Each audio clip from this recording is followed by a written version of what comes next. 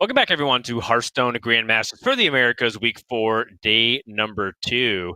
Today is September 5th, 2020. On this day in history, a boxer known as Cassius Clay won the gold medal in the 175-pound division in the 1960 Olympic Games in Rome, and eventually became known as Muhammad Ali, as he became the sport's one of the most legendary figures of that sport.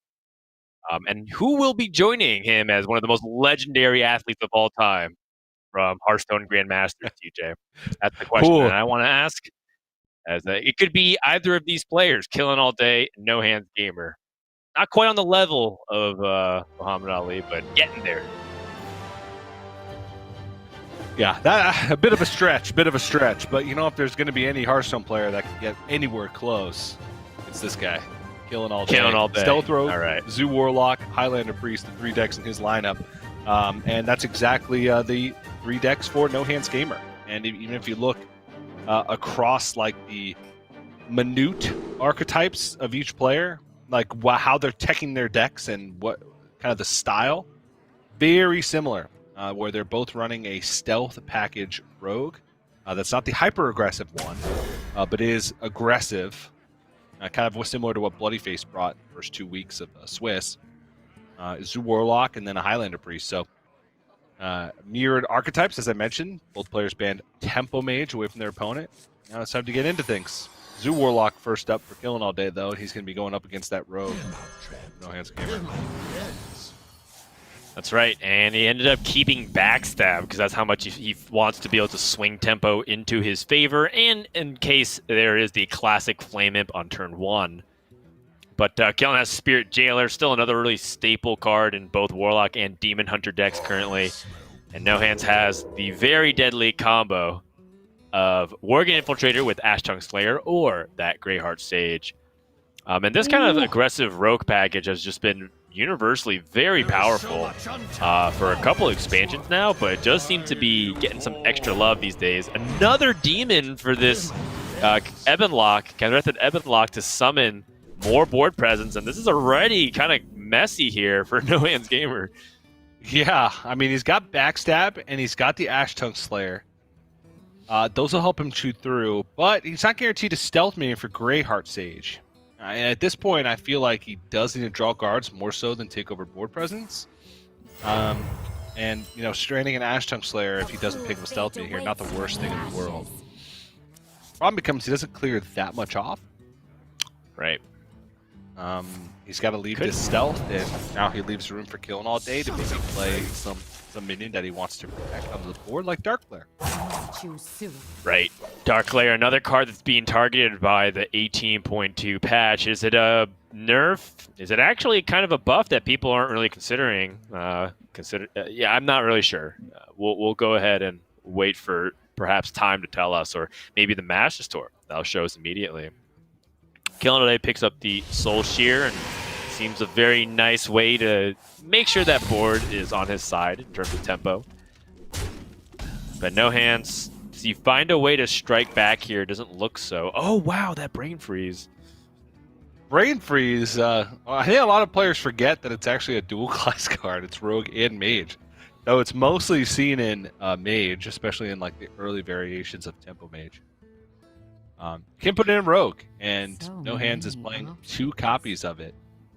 So really trying to go for that tempo, combined with the questing adventure, could be very good. You know, another thing to note is No Hands has cut one of his questings. He only plays 1, which is not standard. Most players will play 2. Very low curve deck. Yeah, particularly interesting given that Rogue has largely gravitated away from that stealth package on average in Grandmasters, and it seems like people instead prioritize. Ooh, nice pick of the Penflinger, so you can combo with the Dark Flare. Nice. Yep. Gets a tap too.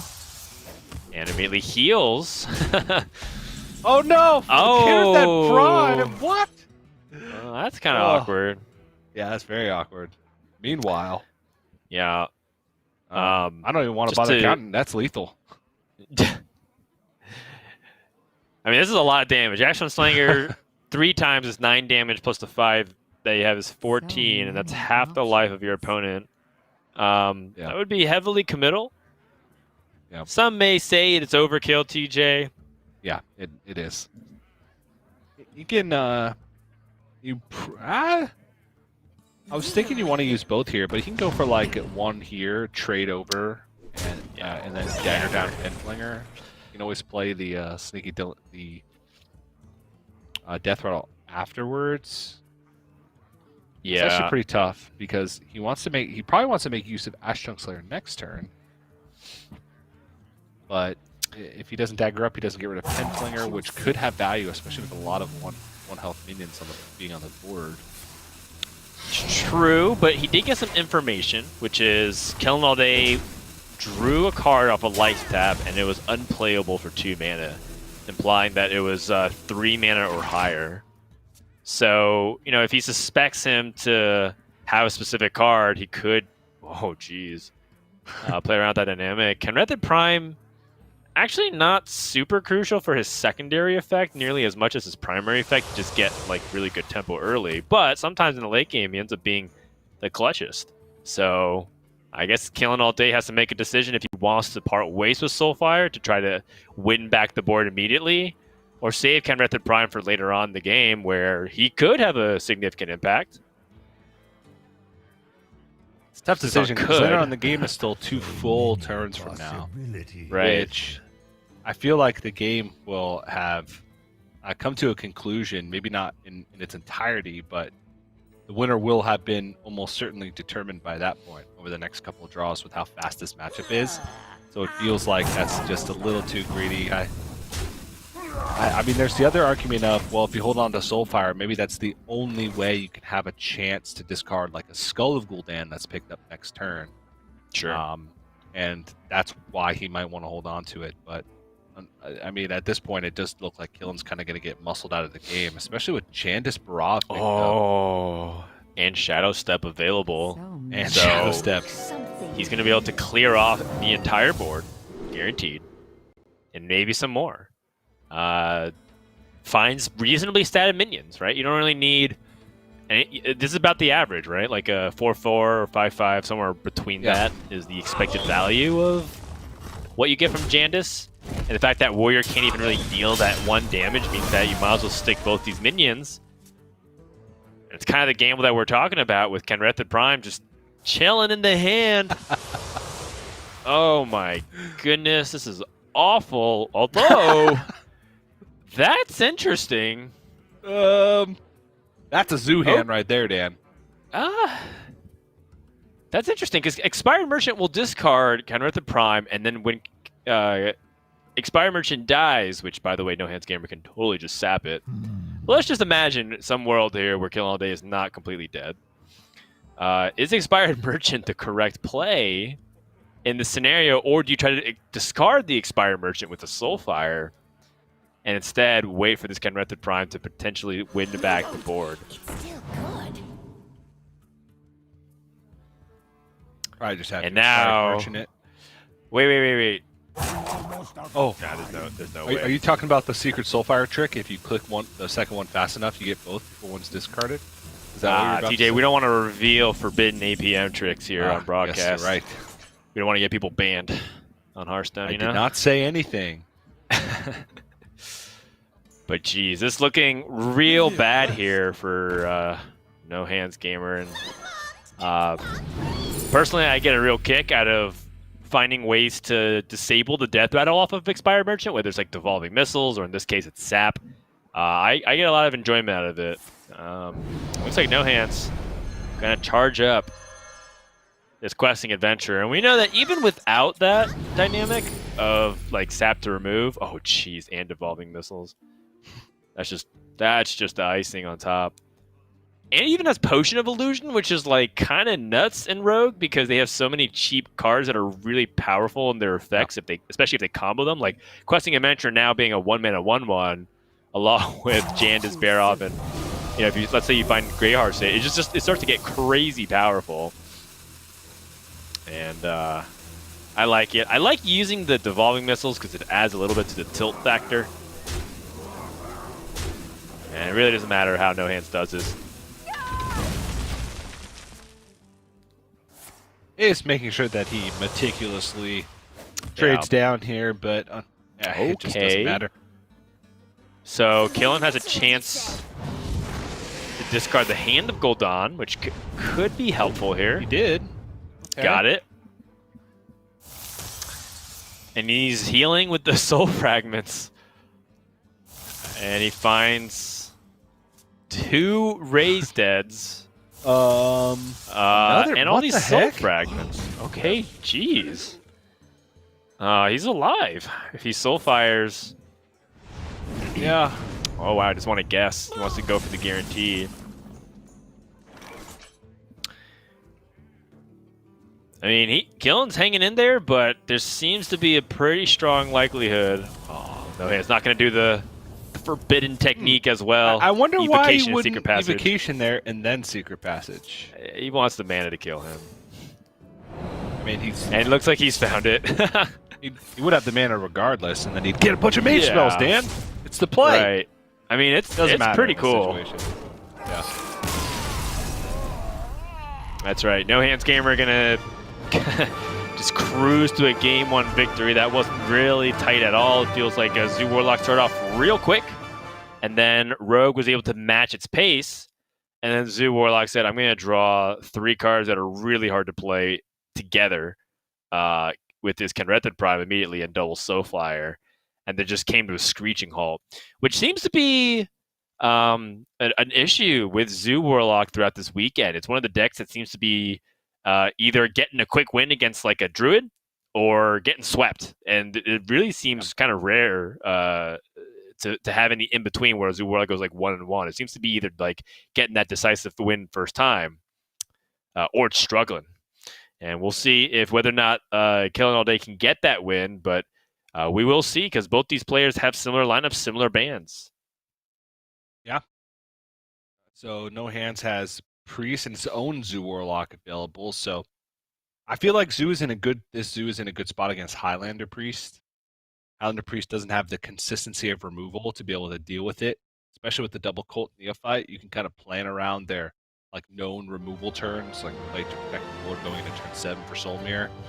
And then he's got a mirror matchup with Zoo Warlock. So maybe not the worst, but when you're talking about mirrored lineups like this, or at least archetype-wise, usually the player that wins game 1 has a pretty big advantage because they're working with the same resources. So if you're taking wins in close matchups, then that completely negates any advantage that you might be able to get by narrowing on one single deck. I feel like Rogue could have taken a win in this series regardless, but it's always nice to be up 1-0. And now Killen going to turn to the Zoo once again.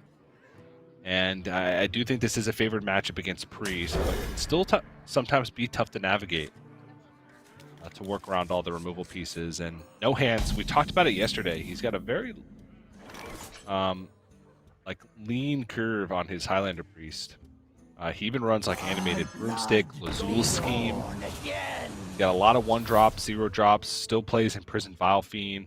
All the 2-drops, including Wandmaker and Wild Pyromancer. So, very low curve, very lean curve on this Highlander Priest.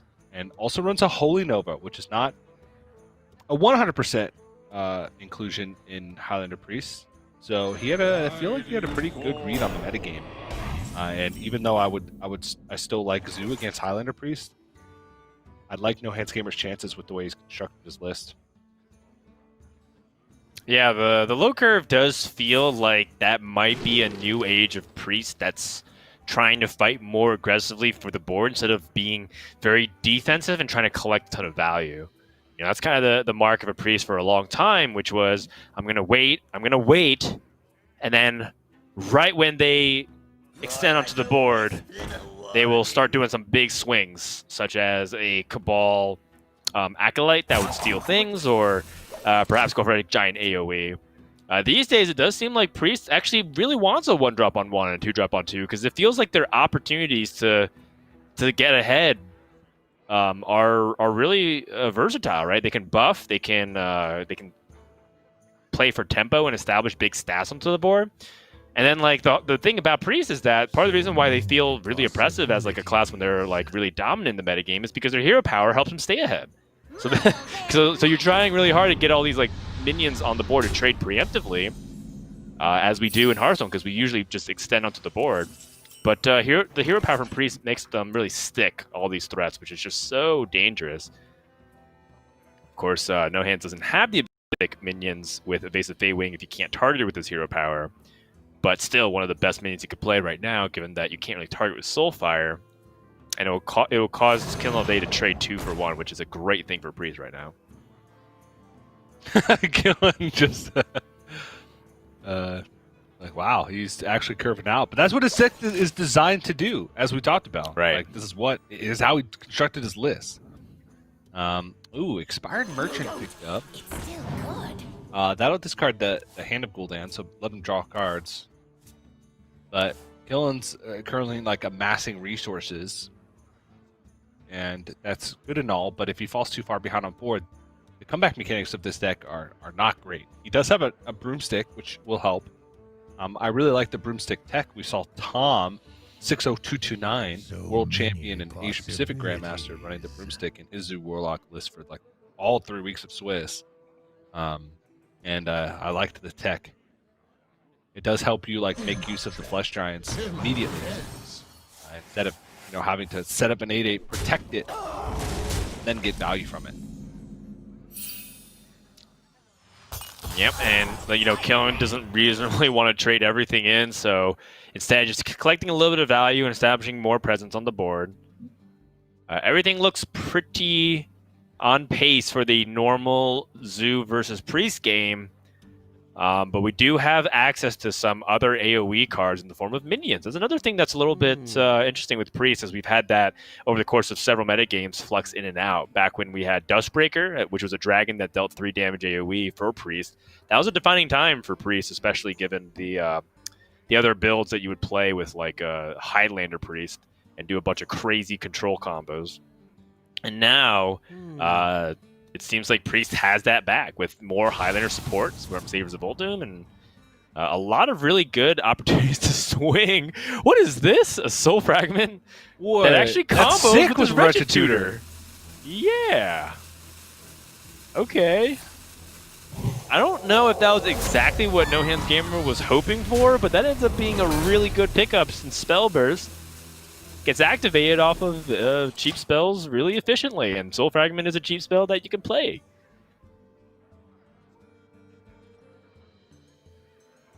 Cool. I mean, Yeah. sure, why not, right? The reason I was under the impression that you couldn't even play cast when you're on spells, but it was highlighted green. So we'll see, I guess. I guess we shall see, but for now, it looks like Killen just wants to sequence properly. Raise Dead does matter with the way you trade things in, so he can get Cult Neophyte back, and he does. How does he want to... Expecting Expired Merchant, wanting the Expired Merchant. Are you dealing with these Hand of Flesh Giants? Yeah, I guess it's like if he found the Expired Merchant, he would have to play a couple of cards to make sure that he doesn't discard his Flesh Giant, Yeah. but I think at the same time, copying Flesh Giant is really powerful in a Priest deck that's lacking removal, like NoHandsGamer's Priest list does. So I'm okay with that. I'm okay with that. Very true. I mean, there's some removal, right? Like Soul Mirror's removal, obviously Zephyrus can be removal, but there's no like Shadow Word Ruin. I mean, there's one Shadow Word Death, like how, and then you have to use a bunch of tricks or card generation in order to deal with it. Yeah.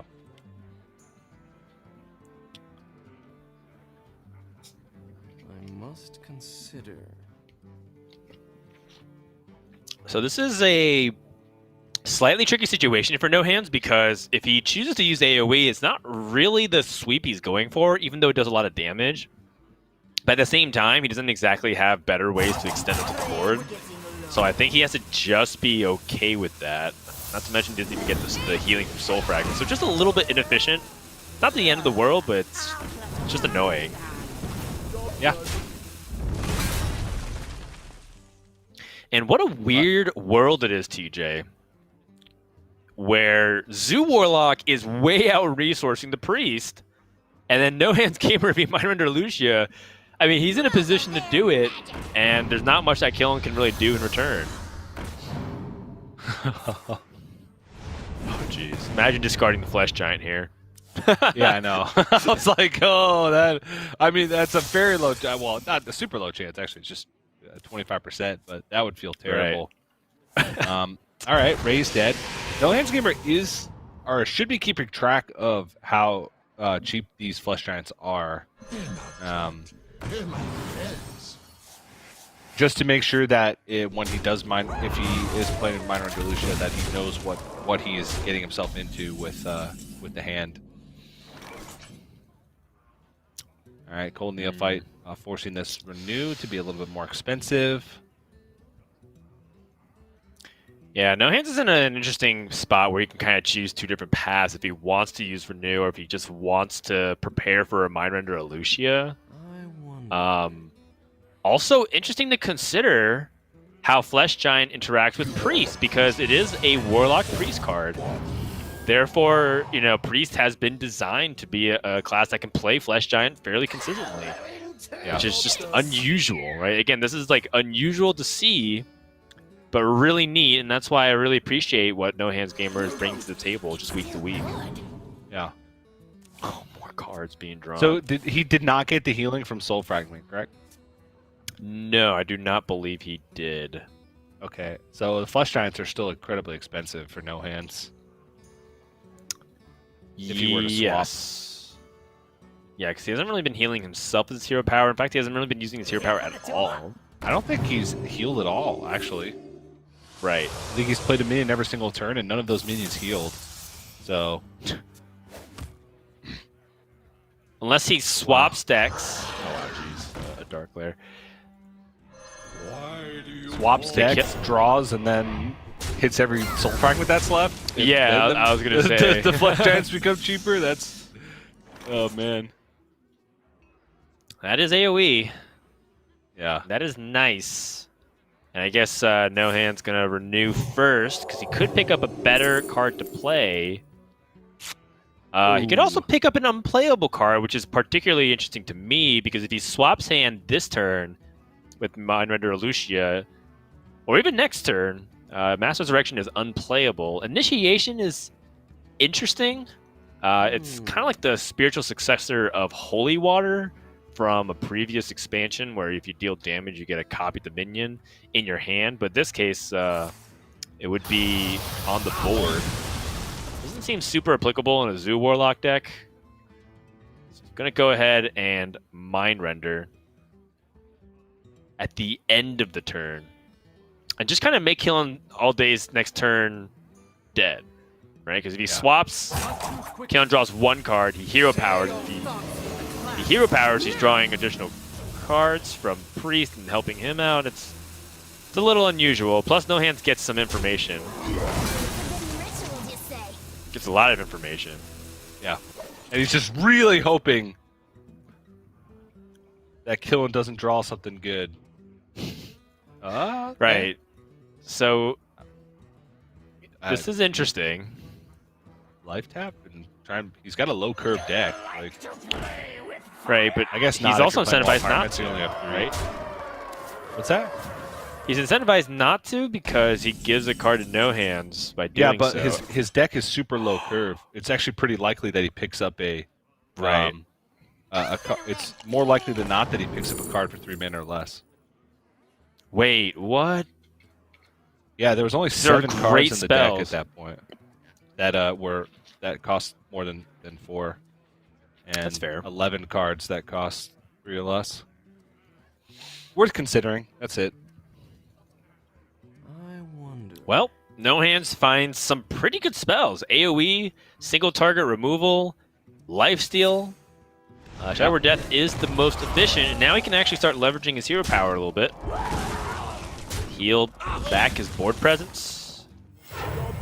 And knows that Killen has that Flesh Giant, so he has to find a way. Whew. Oh my Going into the mass res turn. He knows about the Mass Resurrection as well.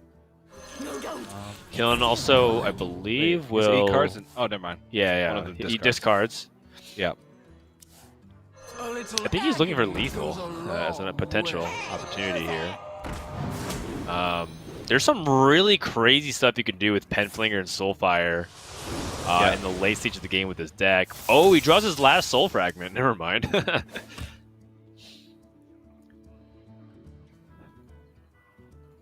Yeah, a lot of that kind of depends on Dark Glare having, you know, the ability to deal a bunch of damage to yourself and then use, you know, Soul Fragment combos.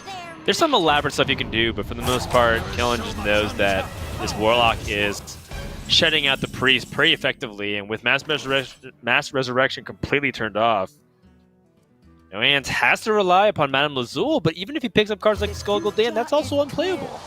Your demise be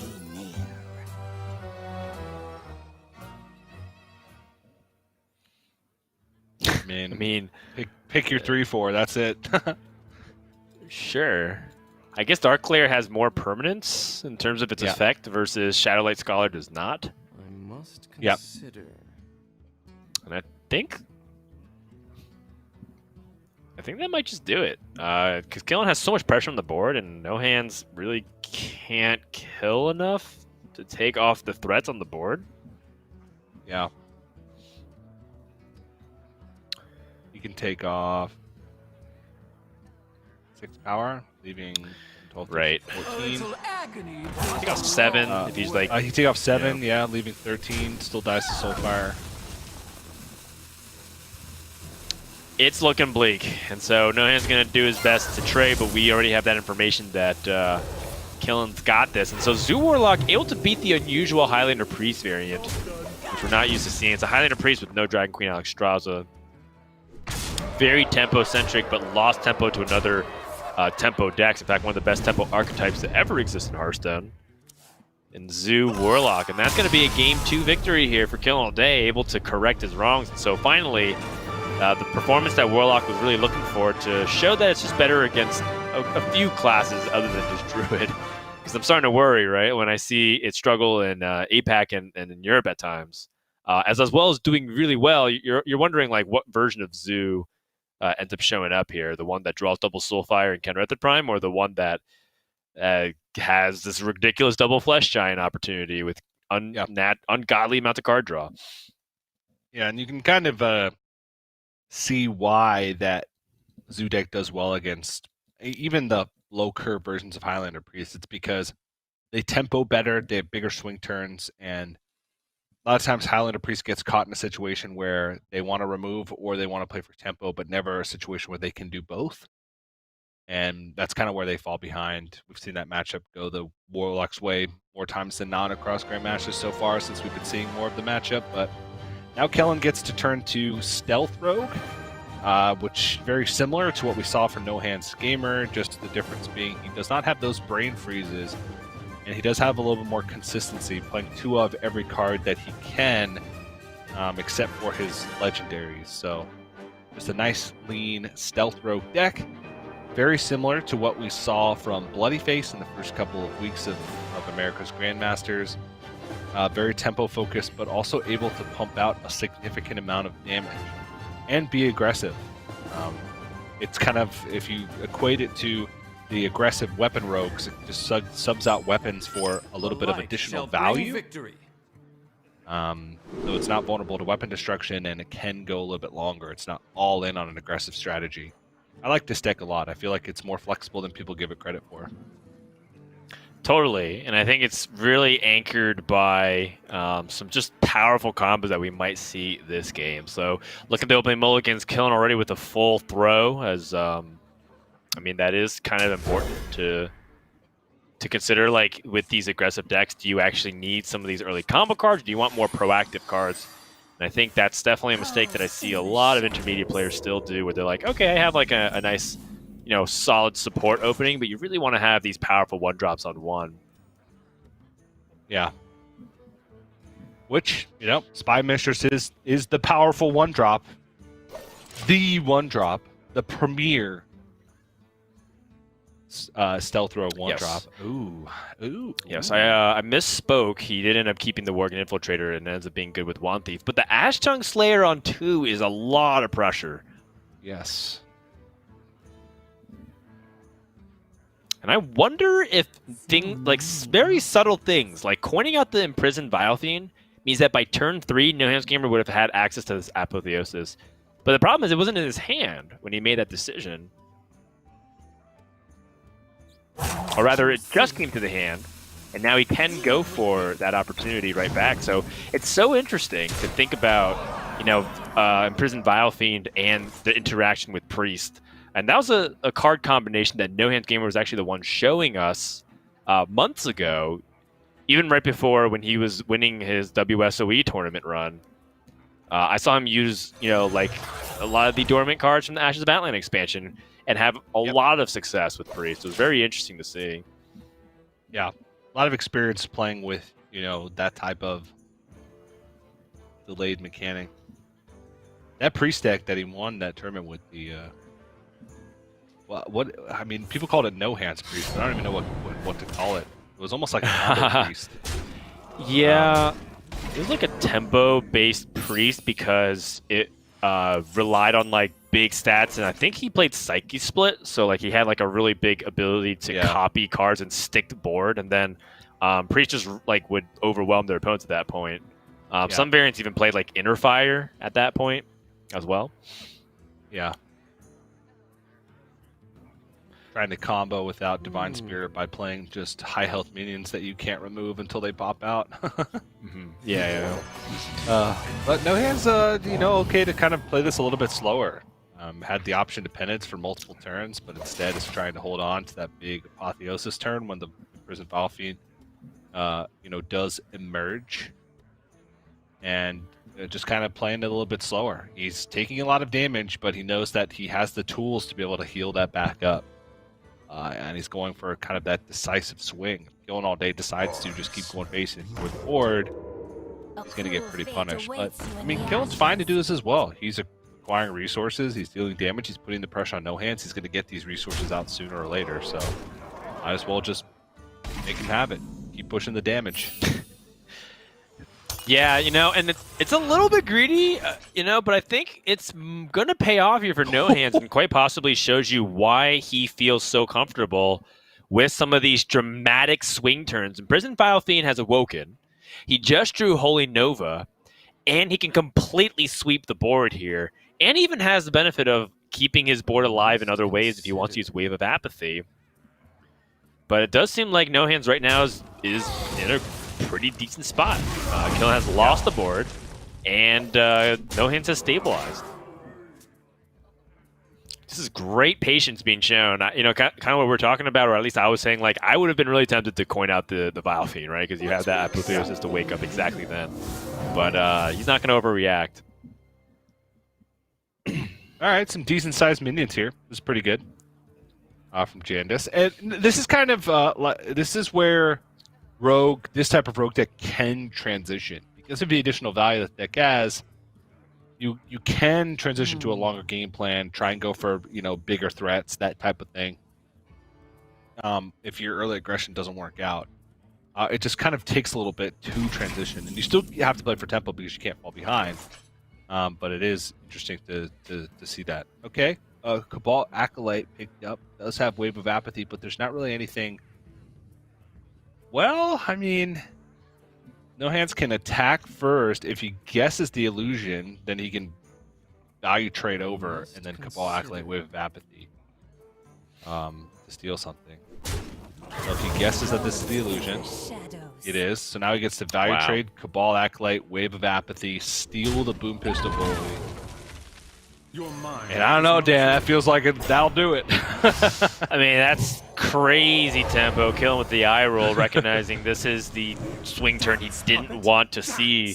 And Priest just able to, again, match the tempo of a tempo deck. This is what NoHandsGamer has really been aiming for.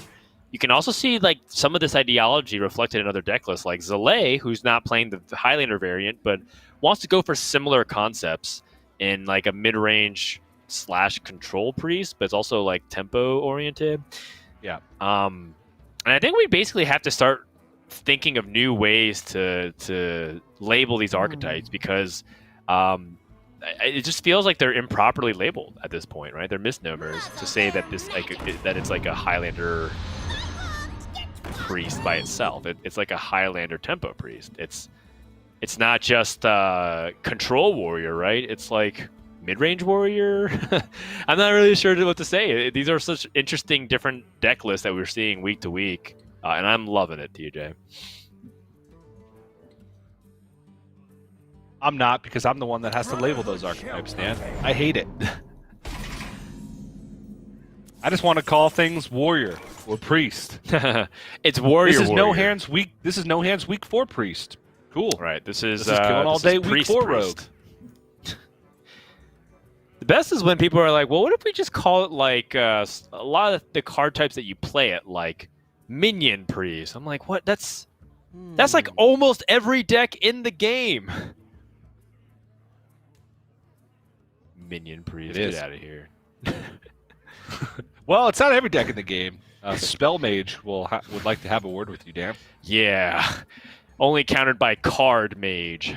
I must consider.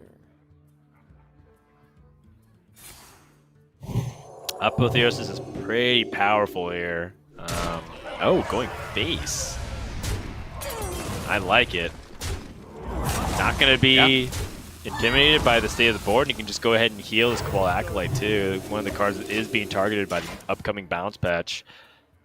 Perhaps being at 2-4 is much more manageable. Killen finds a Flick Sky Shiv, which actually could be pretty powerful for tempo in general, but destroying the biggest target with the biggest buff.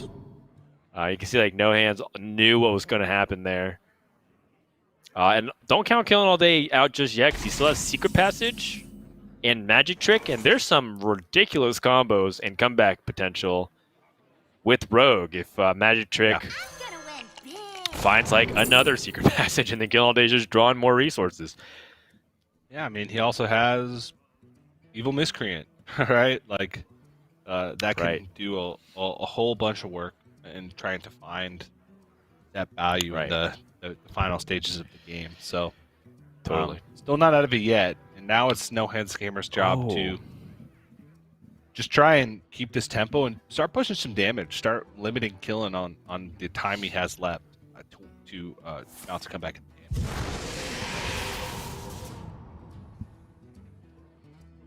Okay. Raised Dead finds some other tempo options. I was thinking about Initiation because, I've never had the opportunity to, but my mind was wandering about new combos. If you initiate like your own Cabal Acolyte, that's just way too fancy. You didn't even have mana to do it.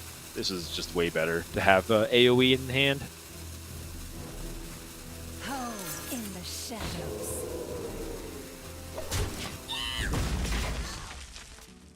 Didn't play around betrayal positioning, TJ. I want the punish. It's funny because Killen has ways to discover mage spells.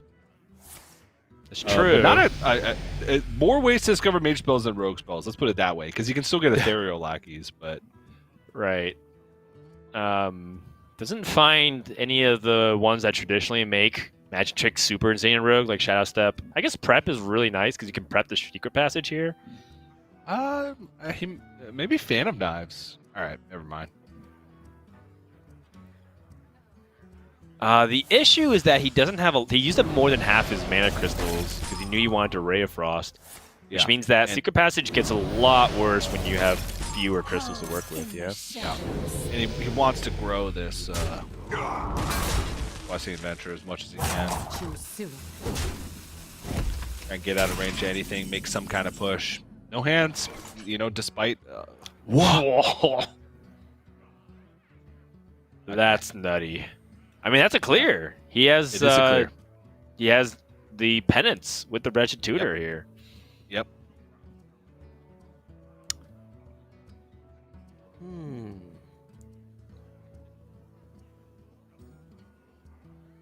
And this makes a lot of sense. Like watching the way NoHandsGamer is utilizing his priest, because priest as a class that's being targeted by aggro decks right now. The pressure is just sometimes too hard for Priest to match, and that's why we see a surge in aggressive decks all throughout Grandmasters, right? You see some other regions even playing Phase Hunter and seeing success with it. And so NoHands is retooling his deck so that way he can be fighting fire with fire, a lower curve against lower curve decks. And now Killen really needs Secret Passage to come up big, finds Infiltrator Lillian, which I think is okay to play before Secret Passage, given that he's still going to have 5 mana.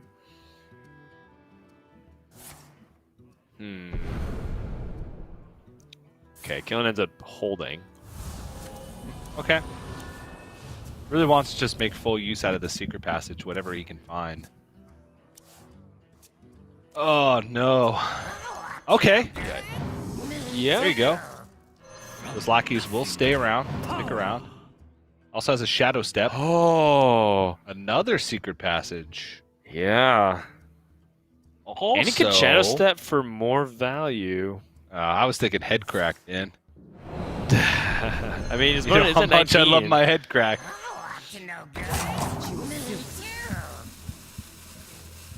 Double backstab. 2 Kobold Lackeys. Wow. That's just nutty.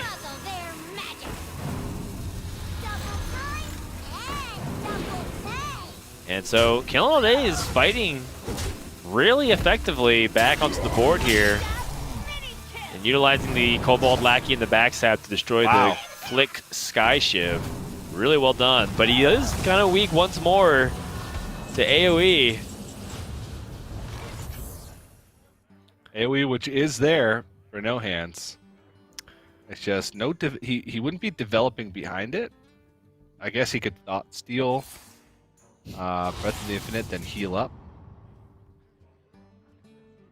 Okay. Eviscerate is a good just removal tool. I mean, at any point, Killen plays a big mini, it just gets Lazul schemed, Cabal, Shadow Priest. It feels like NoHands just has checks for everything. Yeah. I mean, Killen knows that there's a lot of like 2 damage AoE in the deck. There is a natural Breath of the Infinite. There's the Wretched Tutor. There's also the idea that Zephyrs can show up at any time. So he wasn't like super optimistic about it. And he also feels slightly okay with it because he does have access to Secret Passage that was also generated. So both players kind of generating threats and responses. These are big boards. Another Lackey off the Evil Conscriptor. Wow. He's right back in it. I mean, the board even got bigger somehow. Just developing giant amount of threats. And Kellen's kind of making a victory push here. Can NoHands hold it off yet again? So he can clear off actually a decent chunk of this because he can go Cabal, Shadow Priest, then Animated Broomstick, which then gives the Evil Conscriptor that he'd steal Rush. He can clear off a lot of this board. He can even throw in the Greyheart Sage if he wants to here. But it'll use up a lot of his resources, so... Yeah, Greyheart Sage, Animated Broomstick. That's the kind of the final push for NoHands. He's just out of stuff now. So is Killen, but he has a Secret Passage. I mean, that's a full board clear outside of the Lillian. And yeah, it just seems like there's giant swings onto the board back and forth. Yeah, pretty exciting game, you know, honestly. Like I wasn't really anticipating it to be such a struggle for both sides to establish board dominance. But it seems like finally, NoHandsGamer is down to his last couple cards. So Killen really needs to make these final Secret Passage opportunities work. Oh, Greyheart Sage. At this point, Killen... So he's going to get... I mean, it's all the cards left in his deck, right? Right. So he knows that... Oh, that's lethal, right? Oh, he's lethal! Yeah, because he actually later... He knew exactly his cards! Oh, that was sick. He spotted that so fast, way faster than we could. Yeah. That's exact... well, it's 1 over, I think, right? It's 18 damage. Mm-hmm. And he has a dagger. Really well gosh. done. Jeez. the Infiltrator Lillian sticking onto the board ended up being the clutchest, TJ. Wow. And that was definitely one of the coolest lethals we've seen off of the double secret passage, with Killen specifically understanding what was remaining in his deck and manipulating the situation to get maximum power and combo potential. And that is why Rogue is so scary, and quite possibly why Secret Passage is one of the prime candidates for a nerf right now. Yeah. Well, funnily enough, it would have been the same, right? Because he would have got 4 cards. Oh, no, because this first one would have gotten 4 cards, so there would have been 5 cards left in his deck. So it wouldn't also have been the one before like, that, right? So each yeah. Secret Passage helped him draw a little bit more in his deck to help Yeah. play more cards, and so that adds up over time. Yeah. Which makes sense. Because it was just Rogue was just decking out so consistently with Secret Passages being at 5 to the point where it ended up being one of the most hyped cards up in the set. People are saying Rogue's going to be broken because of Secret Passage. They're right. And it kind of is. I have 5 Secret Passages in my collection, TJ. And as soon as I opened up a lot, I was like, oh, it's going to be a great day. I don't know when it's going to come, but I thought it was going to happen at one point. On day 1 of the expansion, I was like, this card is so strong. Well, it's happening, Dan. It's happening. I can't wait to get my 1200 dust, TJ. It's going to be great. And that was a game where No Hands felt like he was ahead, like for much of it, right? You know, he was removing every board, but I mean, he gave him so much time. Like, you can remove a board so many times, but if you're just playing like 2 5s and clearing the board and removing, not healing or making big minions, then that's where Rogue can still get you. And that's exactly what happened. It's close, though. 1 damage over. And now we're going to see killinallday on his Highlander Priest. No Hand's going to turn to the Zoo Warlock. So give it up on the Priest for now. And a good matchup for No Hands. It's, you know, where we have a realistic possibility of this coming down to a Highlander Priest mirror to decide it all. In which case, I don't like No Hand's chances, because his deck is not nearly as greedy as killinallday's. It does give him an advantage in this matchup specifically, because killinallday has, you know, Acidic Swamp Ooze, Kobold Sticky Finger, Plague of Death, Dragon Queen Alexstrasza, Tiamat. His deck is very high curve and not at all teched for Zoo Warlock. But when your hand's like that, I don't know. Yeah, I mean, this is Holy moly. looking pretty strong. But we'll see. As No Hand's going to take his turn 1 with the tour guide. I'm always kind of interested by tour guide, and sometimes if I want to play it on 1 versus not, it looks like No Hand's just going to immediately start the train going, because a lot of times I think in that position I play Voidwalker and see if I can like greed tour guide for other things, like, for example, to use Vulture. So pretty interesting there that No Hands was like ramping up his card draw immediately versus developing on the board for tempo.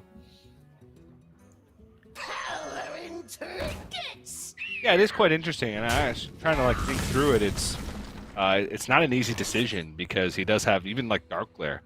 The problem is it takes setup time, right? You have to see that card drawn, then you have to set up that card and set up the tour guide, which can, you know, that's an expensive setup.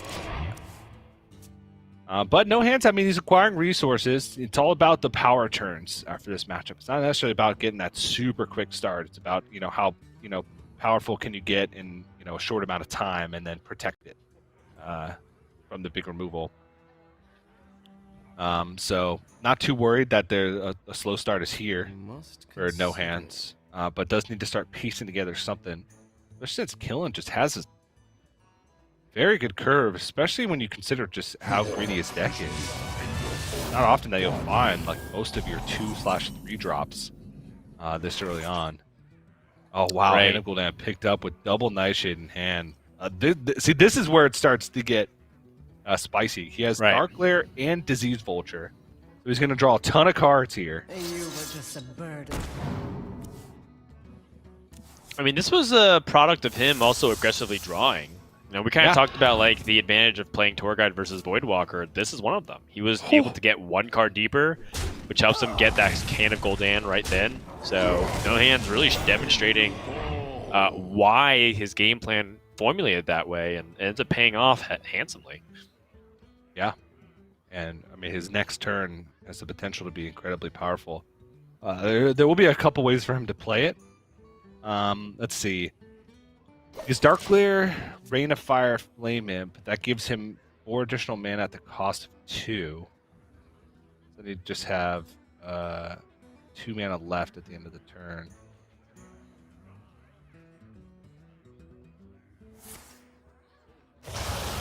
Trying to figure out like a crazy play that he could do.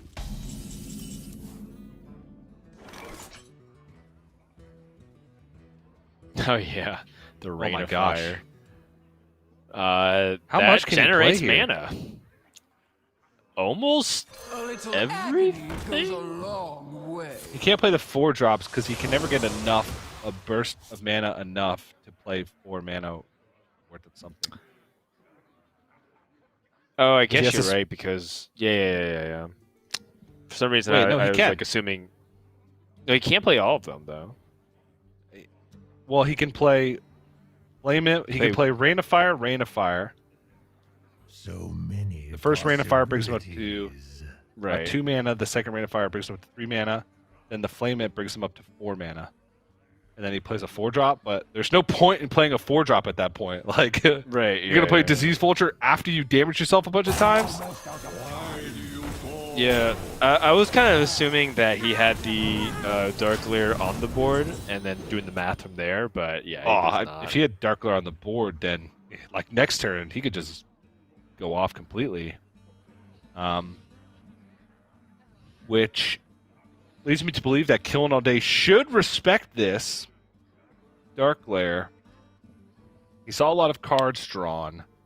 Well, he doesn't necessarily need to respect it because he does have like he would use Zephyrs to kill it now, whereas he could just use Zephyrs to kill it after because he'll always have access to Brawl.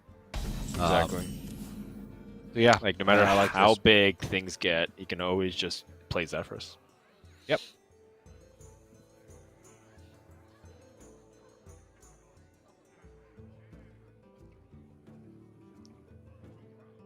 So then No Hands wants to capitalize on this. There's still you still do it because you don't know if your opponent has that removal. Also, this is like one of the best things that your deck can do.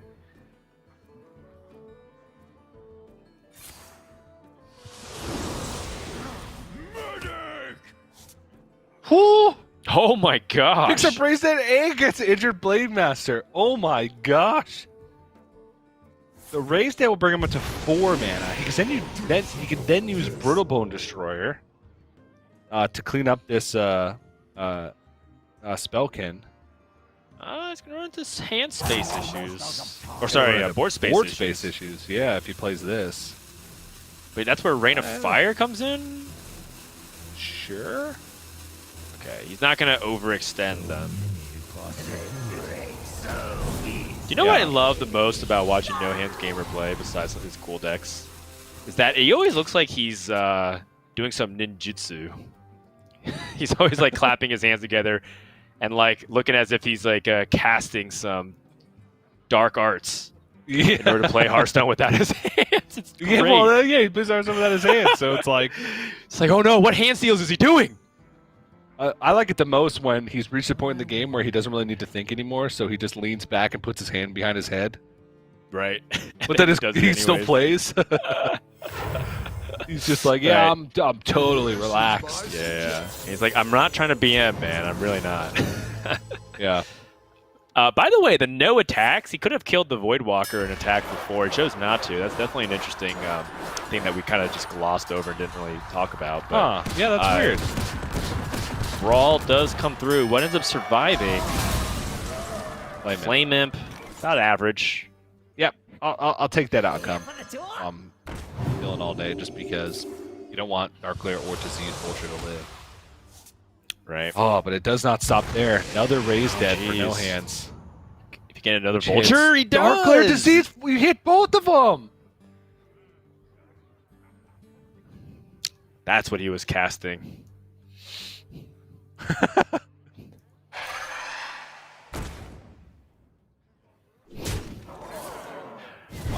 Oh, geez, this is the this is pretty powerful. Yep. And oh, he gets an Imprison Satyr. I don't think he really wanted that, considering he's got a lot of cheap cards in his deck. But now Kellen is Kellen's actually surprisingly close to just winning the game because NoHand's going to kill himself through all the damage being dealt.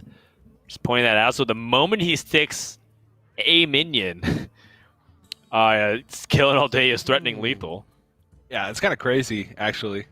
And he can go for a pretty big swing here with... Oh. Is he trying to gamble on the Cabal Acolyte instead? I think you just go for Cabal Shadow Priest here. I Yeah, wonder what that yeah. embalming ritual was for. Maybe to bait a... I have no idea. Okay. Well, There's Flesh, Flesh Giant for 0, so NoHands at the very least A little agony goes can a start his long victory way. push.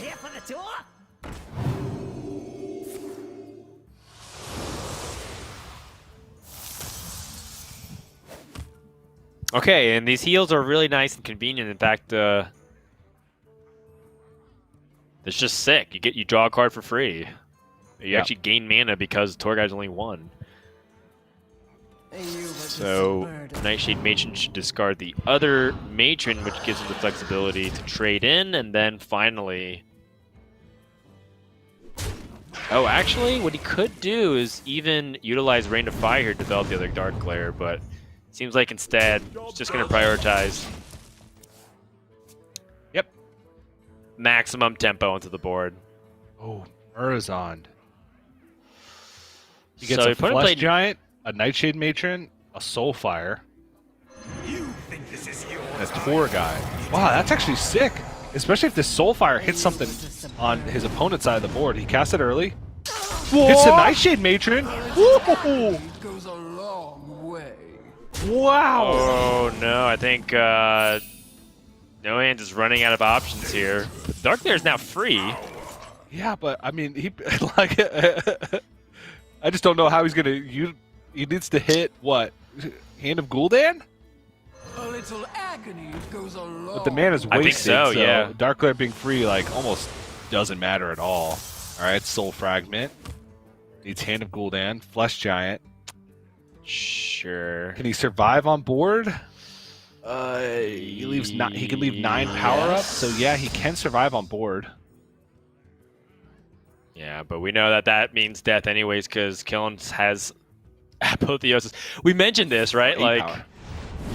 Priest is at that stage where if they just stick a minion, they're gonna start to threaten lethal. Yep. And I guess if NoHands sees 9 power on the board and Apotheosis is just gonna end it, so that is a 3-1 victory. Killinallday improves to a 1-1 after his defeat yesterday. And NoHandsGamer also was hoping to see if he can start off 2-0 in his week after his 3-0 sweep over Language Hacker. But no such luck. And that's going to be our first match of today. A really tightly contested one. Honestly, a really fun series with some really cool plays, some wacky moments, and some unusual decks. So what else can you ask for, TJ? Yeah, some cool stuff. And, you know, I actually do like the Rain of Fire because you actually do run into board space issues as the Warlock. So I'm like looking at these turns and thinking, oh, Rain of Fire is sick here because it opens up a board space, which like gives some room for like a Flesh Giant. It's kind of cool how much synergy it has with the deck. It's just when you damage yourself that quickly and, you know, that curve from Killing All Day, you don't get that. You don't go up against that curve that often against Highlander Priest, where you're having to fight for your life that aggressively. Brawl comes out on 6, which is the turn before you expect a Soul Mirror play. So that's the turn you're kind of going in.